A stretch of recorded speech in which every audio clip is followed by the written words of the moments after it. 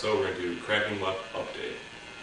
Alright, in this update we're going to show you 4 new attacks. A little bit better than the last attacks we showed you. The first 2 that we're going to show you are ARP request replay and fragmentation attack. These 2 are clientless attacks. They don't require clients to be connected to the AP. The next 2 are client-based attack. They are cafe latte and the hurt attack. And then finally we're going to show you a new way to crack the IVs. It's the PTW crack. So let's get to it.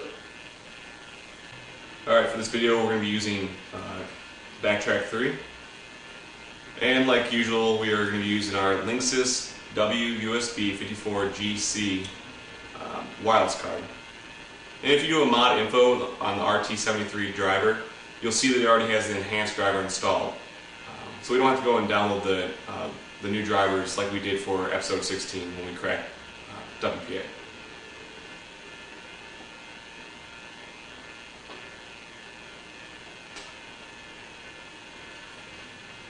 Alright, so all we need to do is kind of input some commands to set up our wireless card. Of course, we gotta enable it, put it into monitor mode,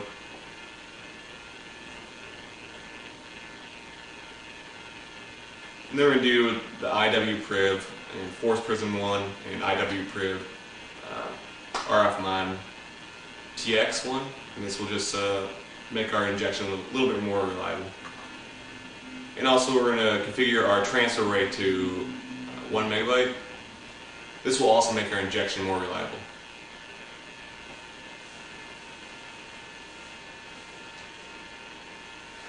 And then we can just start Kismet using the start-kismet-ng command. Kismet's a good program to find access points in your area. And we're going to be attacking Infinitysys access point, and it's on channel 5. Alright, that's about all the information we need right now, and it's all set up. So let's get into the different methods of increasing the IVs. The first attack we're going to show you is the ARP request replay attack. Now this attack is probably the most reliable for generating IVs. Basically what it does is it looks for an ARP request and then it sends that ARP request to the AP and then it repeats that ARP request. So the ARP request then gets a reply back from the AP, but every time it sends that reply back there's a new IV, and this allows us to get to generate unique IVs very quickly. So let's get started here, and we're just going to run arrow dump on channel 5 in our wireless card.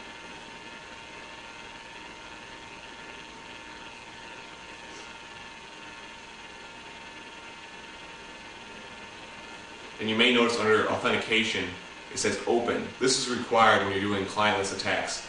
It will allow you to create a fake authentication with the AP, so that way you can replay the packets.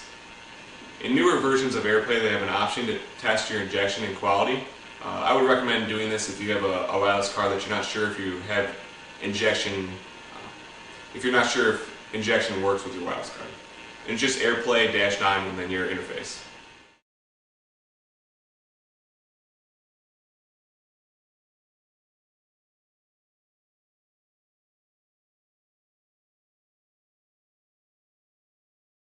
And you can see here it has a quality of 96%, so that's pretty good.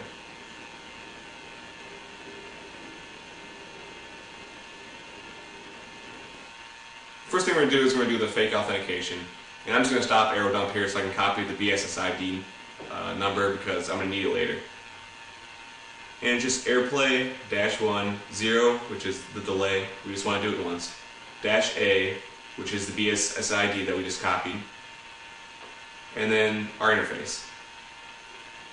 In older versions, you had to specify the -H, which is your interface's MAC address. In the newer version, it automatically inputs that if it's left blank. So, saves you some time. Alright, and we just push enter, and you can see that it, as you can see here, our interface was successfully associated with the AP. So now we can go and do our ARP request replay attack.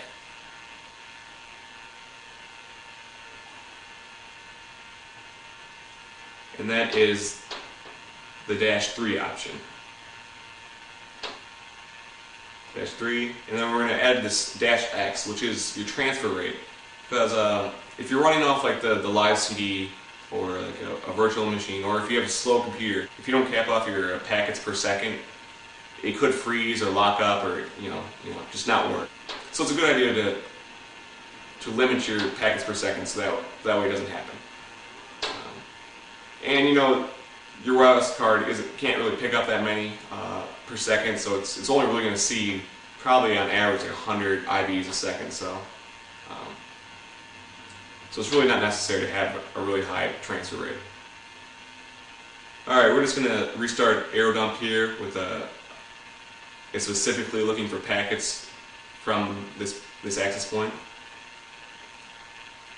And you do that by specifying the BSSID. Alright, we're going to start our attack, and we're just going to wait for an ARP request packet.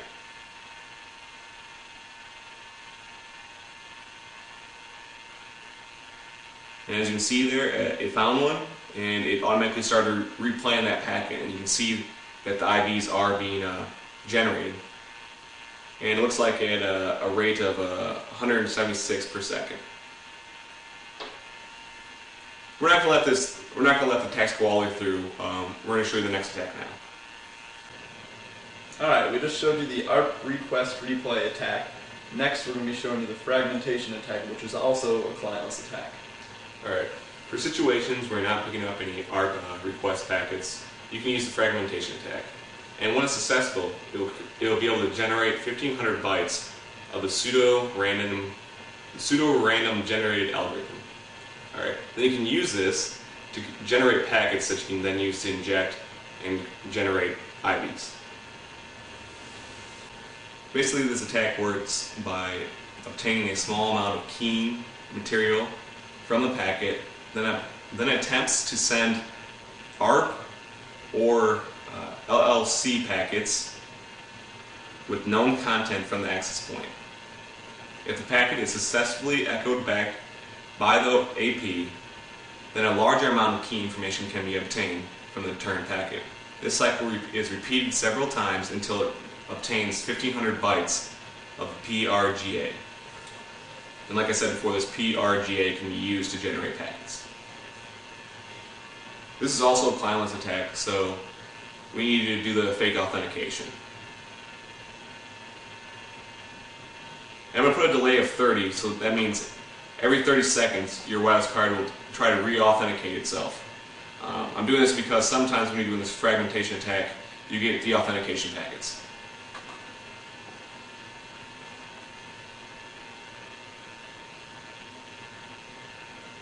Alright, the fragmentation attack is the fifth option. And then you just do AirPlay -5 -B, which is the BSSID of our wireless of the access point. And now we'll start waiting for data packets. And it'll ask you to select one and just push yes. Sometimes the packets will work, sometimes they won't, so you just gotta keep on trying. This attack can get pretty frustrating because sometimes it doesn't work.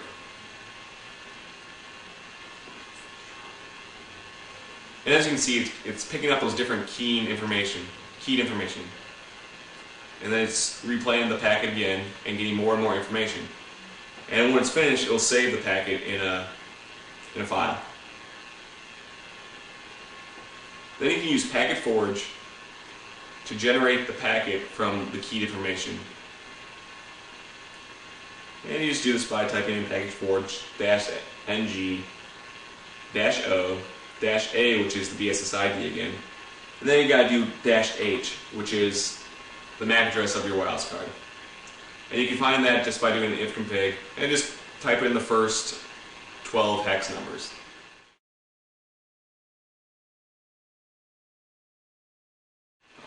Then you gotta do -k, which is the source IP address, and then you just put in 255.255.255.255, and then do the same thing for the destination IP address, which is the -l.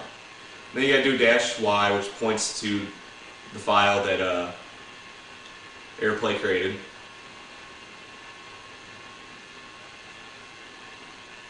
And then you do -w to write this to a packet. I'm just going to call it packet. Alright, now you're ready to use AirPlay to replay this packet over and over again to generate the new IVs.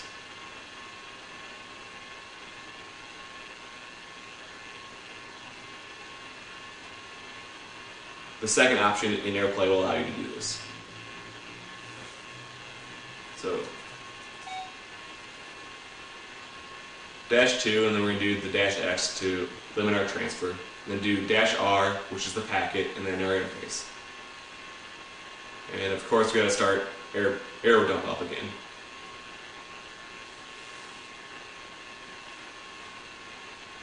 Just push yes to use that packet. That is the packet that AirForge created.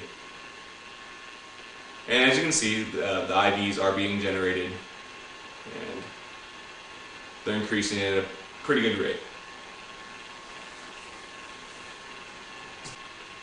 The next attack we're going to show you is the cafe latte attack.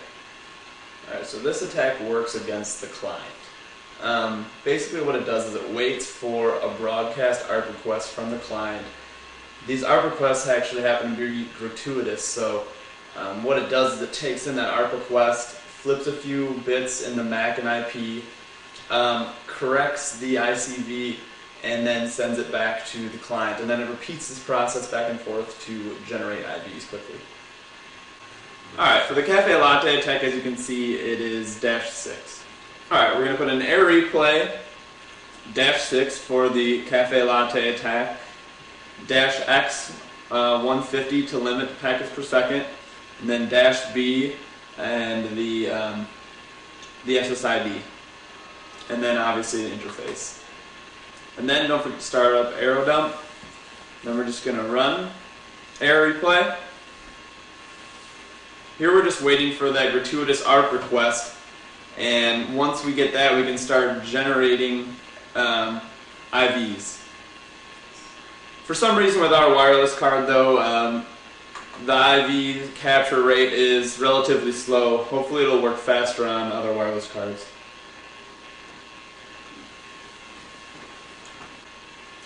Alright, that was the cafe latte attack. Next we're going to show you another client-based attack, which is the hurt attack. Alright, basically this attack waits for an ARP or IP packet from the client, and once it gets that, it'll extract some of that the pseudo-random generated algorithm. And then with that information, it'll create a ARP request packet targeted to the client, and it'll replay that and get the IVs that way. Alright, moving down the list, this one's going to be the -7, the hurt attack.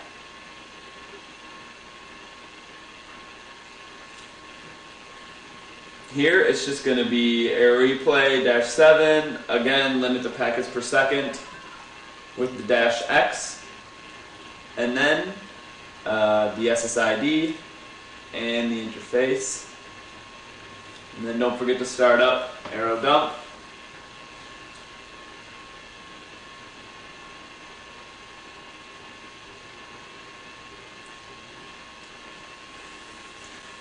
Alright, we're going to go ahead and run the attack and then just wait for it to receive that packet. Once it finds the packet, tell it to use it.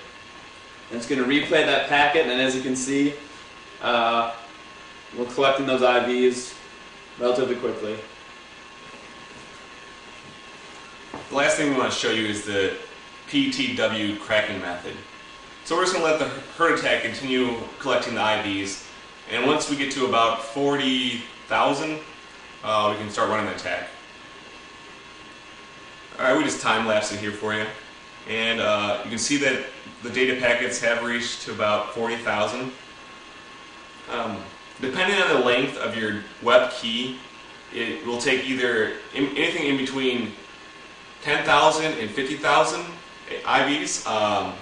Ours is the 128-bit length key, so we have about 40,000, so it's pretty likely that we will be able to crack the WEP key using the PTW crack attack. We're just going to use the air crack program and then use -C to specify the PTW cracking method.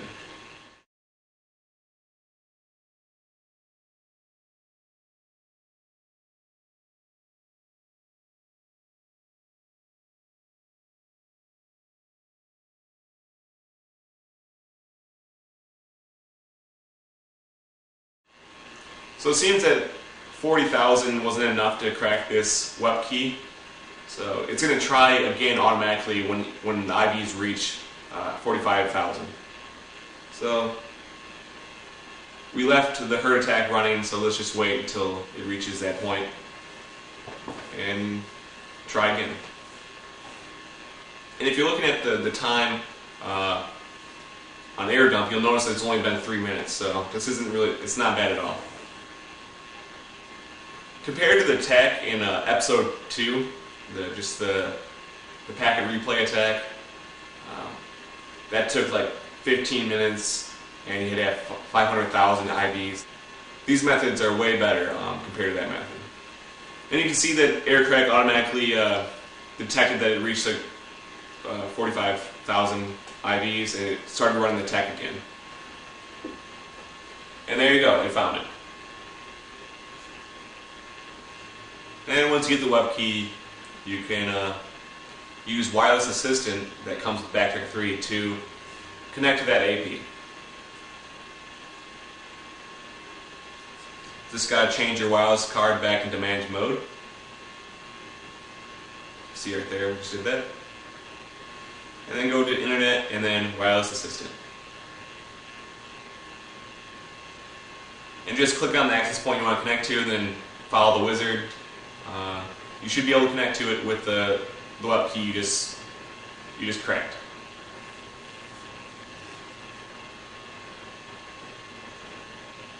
And that's pretty much it. Well, that's it on this episode of Full Disclosure, brought to you by InfinityExist.com. I'm Knox and this is Patch.